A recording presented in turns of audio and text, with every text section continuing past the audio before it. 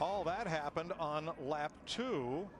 And what? Now, under caution, Juan Pablo Montoya has crashed and gone aflame. Holy cow, what happened? We just got a report that he was complaining about a bad vibration in every gear. No, Larry, he just slammed into the jet dryer. I think he slammed into the jet dryer. They're trying to clear debris off the racetrack, and the car brakes, won't steer, and he slides up the track and into the back of that surplus helicopter jet engine on a trailer used to dry the racetrack. Mike, I saw sparks coming out from the car as if it had a tire down or something. What an incredible turn of events. I've never in my life. Oh my gosh. And all that spilled jet fuel found something hot to ignite it. Safety workers quickly on the scene. And this is a bizarre twist to this Daytona 500. Down in turn number 3.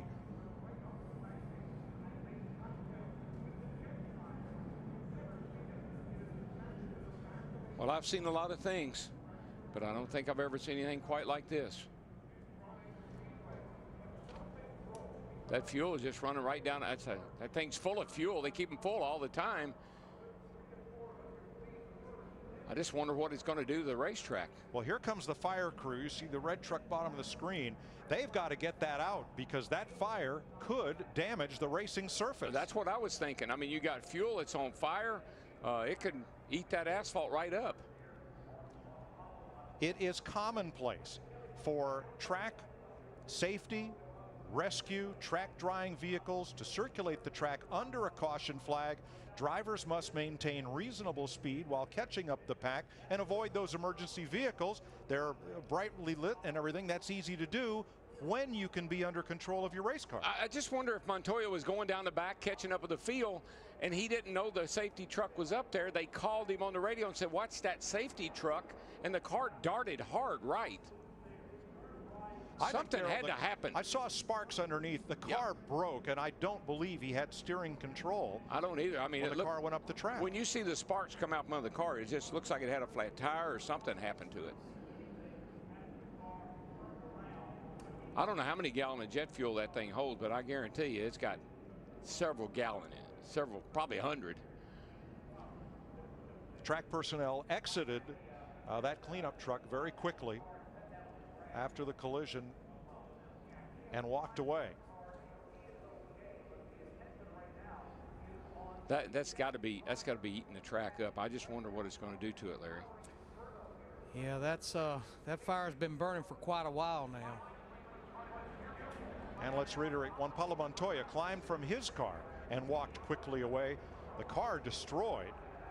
He is all right and trying to get what is now a jet fuel fire under control, blazing in turn number 3. But Darrell, I keep going back. We just had gotten a report. They were telling me in my ear that Montoya had a bad vibration in every gear he was putting it in. So something was going on with that 42 car. The race has been red flagged. That means the cars have been stopped well away from the turn 3 scene. They've been red flagged on the back straightaway. And you're looking at what happens when 200 gallons of jet fuel meet a spark or something very hot after a collision like that. Yeah, that thing just burst into flame. I mean, it was unbelievable.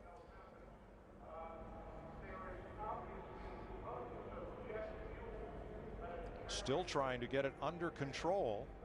And you know, I would say maybe they could drive it down off the track, but if you look, the driver's door is caved in. I don't think you can even get in the vehicle if you were brave enough to try it. Now, we've just had pit stops. Everyone from 5th place on back has stopped. Dave Blaney did not pit under this caution, along with Landon Castle, Tony Raines, and David Gilliland. They are the race leaders as we are under the red flag. Blaney driving for the Tom Baldwin Jr. team. Castle with a brand new ride, and Raines, who just got a ride a few weeks ago into the Daytona 500 with teammate to Gilliland at Front Row Motorsports. They are the race leaders under this red flag for a bizarre incident entering turn number 3. When Indy 500 and Monaco Grand Prix winner Juan Pablo Montoya went down the back straightaway, something on the car broke from the sparks underneath, lost control of the steering, and slid up into the trailer that held that jet helicopter engine, which was blowing debris off the racetrack while we were under caution. Yeah, as far as the drivers that pitted, Matt Kenseth in the 17, who had been leading, he won the battle off pit road. I mean, that car is destroyed. Look at Montoya's car. More fire trucks going to the scene. Now that's the front of the race car. It hit the trailer, which went up in the air, and the race car pretty much submarined underneath it. It's the most bizarre thing I've ever seen. Watch Montoya's car on this replay as we try to discern what may have broken. We're under caution. Here he comes back here. You can see him coming. Jet dryer's up high. He sees the safety truck flashing its lights. Sparks fly, and around he goes.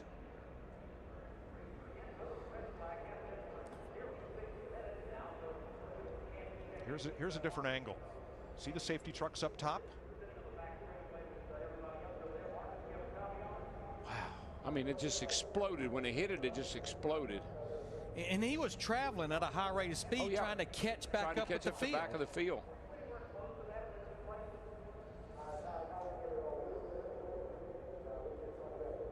Montoya climbs away, and the driver of the safety truck was helped from his vehicle, walked down the banking and away. We have some audio from Juan Pablo Montoya. Yeah, something massively broken. Yes, with the transmission or something. If I try to accelerate, it just starts vibrating out of control every gear. Look at the rear of the car. Hey, we just broke and hit the safety truck. You all right? You all right? This guy's trying to get out of the car. He might be on fire. He's out of the car.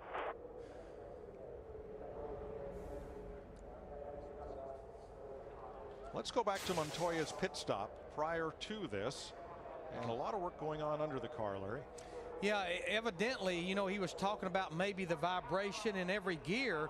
It's like they were maybe trying to look and see if they had a rear end problem or something. That's the reason this crew member is sitting there trying to rotate the tire back and forth, and they're looking underneath in the drivetrain area. And then he pulled off pit road, tried to gain speed down the backstretch and catch up to the pack under the caution flag. Look how hot that was. And that's, I guarantee, and that's where he slammed into it. And the most important thing, everyone is all right. Now that truck was up against the safer barrier, which is steel, but is backed by foam blocks, which have doubtless taken a hit from the heat of that fire.